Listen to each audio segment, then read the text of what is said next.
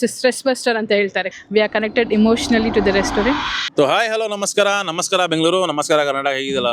But ಇವತ್ತು ನಾನು ನಿಲ್ಕೊಂಡು ನನ್ನ ವೈಫ್ ಹತ್ರ, ಅಂದರೆ ನನ್ನ CEO ಹತ್ರ, ಪ್ಲಸ್ ನನ್ನ ಮ್ಯಾನೇಜರ್ಗಳು ಇದ್ದಾರೆ, ನಮ್ಮ ಟೈಗರ್ ರೆಸ್ಟೋರೆಂಟ್ ಮ್ಯಾನೇಜ್ಮೆಂಟ್ ಟೀಮ್ ಅವರು ಇದ್ದಾರೆ. ಅವ್ರ ಹತ್ರ ಕೇಳ್ತೀನಿ, ಬನ್ನಿ.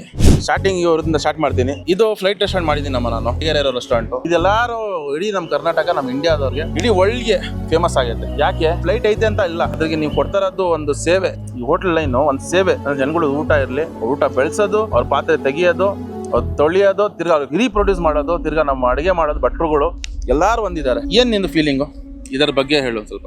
Hello everyone.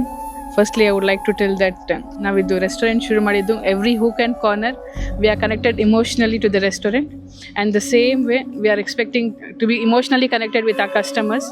ನಮ್ಮ ಕಸ್ಟಮರ್ ಇಲ್ಲಿ ಎಂಟರ್ ಆಗಿದ ತಕ್ಷಣ we see to that we provide them all the facilities to them without any mistakes from our side. ನಮ್ಮ ಕಡೆಯಿಂದ ಏನು ತಪ್ಪಾಗೈತಾ? ಮ್ಯಾಕ್ಸ್ ಟು ಮ್ಯಾಕ್ಸ್ ನಾವು ಟ್ರೈ ಮಾಡ್ತೀವಿ, ಡಿಸ್ಕಂಫರ್ಟ್ ಆಗಬಾರ್ದು ಅಂತ. Max to max from the entrance to the exit we see to that everything is been 100% perfect to them. And ನಾನು customers ಜೊತೆ ಮಾತಾಡಿದಾಗ ಅವ್ರು ಏನು ಹೇಳ್ತಾರೆ ಅಂದರೆ ಇಟ್ಸ್ ಸ್ಟ್ರೆಸ್ ಬಸ್ಟರ್ ಅಂತ ಹೇಳ್ತಾರೆ. Customers, housewife, they say that throughout the week we are so stressed. ಇಲ್ಲಿ ಬಂದಾಗ ನಮಗೆ ಸ್ಟ್ರೆಸ್ ಬಸ್ಟರ್ ಆಗೋದು ನಿಮ್ಮ ರೆಸ್ಟೋರೆಂಟು.